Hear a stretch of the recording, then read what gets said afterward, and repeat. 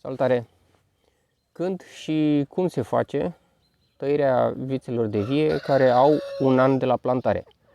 Păi la început de martie, când au trecut înghețurile din timpul iernii, putem începe să efectuăm dezmușurăitul vițelor de vie și bineînțeles și ultima tăiere pentru vițele de vie care au un an de la plantare. Atenție însă, dezmușurăitul nu se face la început de martie pentru vițele care au fost plantate recent. Pentru vițele plantate recent, dezmușurăitul se amână până în luna aprilie. Am prezentat acum câțiva ani cum se face tăierea vițelor de vie care au un an de la plantare și regula simplă, așa cum scrie la carte, este să tăiem foarte scurt în cep de 2 ochi. Însă una e teoria și alta este practica, astfel că nu tot timpul trebuie să efectuăm această tăiere scurtă, ci trebuie să vedem și în funcție de vigoarea și creșterea viței de vie și putem tăia și mai lung. Pentru vițele de vie foarte slab dezvoltate, cum este aceasta, are doar o cordiță foarte mică și subțire, undeva la 2-3 mm la bază, este foarte simplu. Trebuie să vedem unde este zona de altoire, în principiu este aceasta. Aici se vede ciotul unde a fost altoiul. Aceasta este crenguța care a crescut așa, a venit din pepinieră și s-a uscat. Este un vechi altoi. Îl eliminăm pur și simplu din carne, să nu rămână uscături. La fel curățăm orice alte cioturi. Iar această cordiță trebuie să urmărim din zona de altoire unde a fost ciotul, adică în acest caz pe partea stângă, trebuie să urmărim să mergem pe partea de continuitate a sevei, adică pe partea opusă și urmărim, merge pe cordiță și trebuie să oprim doar 2 ochi. Primul este în direcția care trebuie, adică acesta, încă unul aici și apoi vom tăia. Deci am lăsat doar 2 ochi, unul pe direcția de pe direcția de continuitate a sevei și încă unul lângă. Pentru o viță de vie ceva mai dezvoltată, care are o lungime undeva de aproximativ 1 metru pe lăstarul principal și care a dezvoltat mai mulți lăstari, bineînțeles anul trecut în verde, unii dintre lăstari, acesta și acesta, au fost ciupiți pentru a le frâna creșterea și a fost lăsat unul singur, cel care este cu poziție cea mai bună, pe partea opusă ciotului de altoire, pentru a se dezvolta. Acesta are o grosime la bază undeva la 4, 5, poate spre 6 mm. Este ceva mai bine dezvoltat, însă tot îl vom lăsa ceva mai scurt. Eliminăm lăstarii care sunt în plus,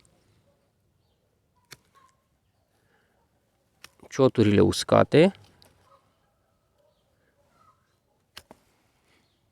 iar pe acesta, în principiu, dacă ar fi să ne luăm după carte, ar trebui să-l tăiem tot la un cep de 2 ochi. Mergem pe partea de creștere, de continuitate a sevei. Acesta ar fi primul ochi pe care să-l oprim, încă unul și ar trebui să tăiem aici. Însă, fiind o coardă ceva mai bine dezvoltată, dacă am opri ochii de la bază, aceștia sunt mai slab dezvoltați și ar porni ceva mai greu. Așa că putem lăsa, mergem nu pe primul ochi, continuăm, îl luăm pe acesta, încă unul și tăiem aici.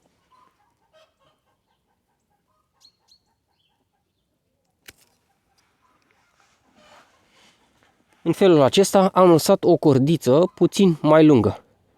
Dacă, atenție, dacă se alege această soluție, trebuie neapărat să lăsăm maxim 2 lăstari, adică cei mai către bază să îi plivim și din cei 2 care sunt mai către vârf îl păstrăm pe cel cu poziție bună, acesta, pentru continuitatea sevei, iar acesta va fi ciupit și dăm voie doar unui singur lăstar să se dezvolte bine pentru anul 2.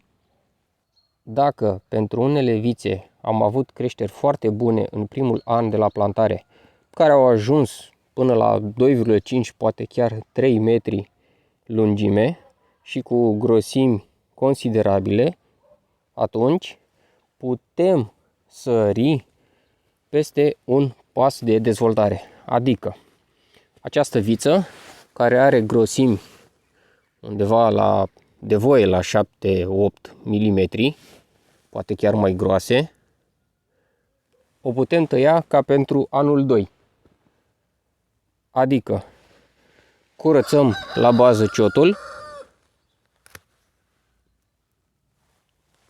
la fel copii care au dat de pe ea,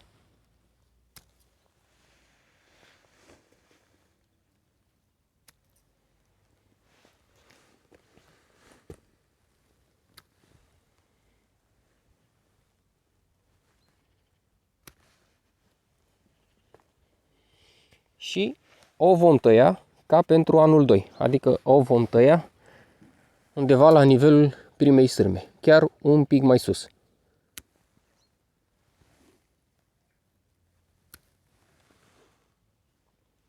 Dacă avem situații în care vedem astfel de cicatrici, cum se vede în această zonă, aceste cicatrici sunt urme de atacul cicadei gheboase și nu trebuie să rămână pe coardă.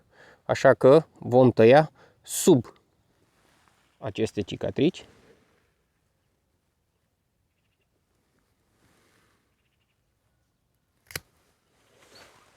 Deși această viță de vie are doar un an de la plantare, pentru că ea s-a dezvoltat foarte bine, am efectuat o tăiere ca pentru anul 2, adică am tăiat-o la nivelul primei sârme. În acest fel am sărit peste un an de formare a butucului. În felul acesta se face tăierea vițelor de vie care au un an de la plantare, mai scurt sau mai lung, în funcție de vigoarea vițelor de vie. Însă trebuie acordată o mare atenție la operațiile în verde, precum plivitul, ciupitul lăstarilor, pentru a nu supraîncărca butucul. Nu trebuie să lăsăm, dacă cumva lăsăm o coardă mai lungă, nu trebuie să lăsăm prea mulți lăstari pe ea, pentru că rădăcina încă nu este suficient de dezvoltată. Și trebuie pliviți lăstari astfel încât să lăsăm între 2 și maxim 4 ca la tăierea de anul 2. Dacă din diverse motive nu avem timp să efectuăm aceste operații în verde, atunci cel mai bine ar fi să se facă o tăiere scurtă la 2 ochi. Sper că v-a fost de folos, vă doresc multă sănătate!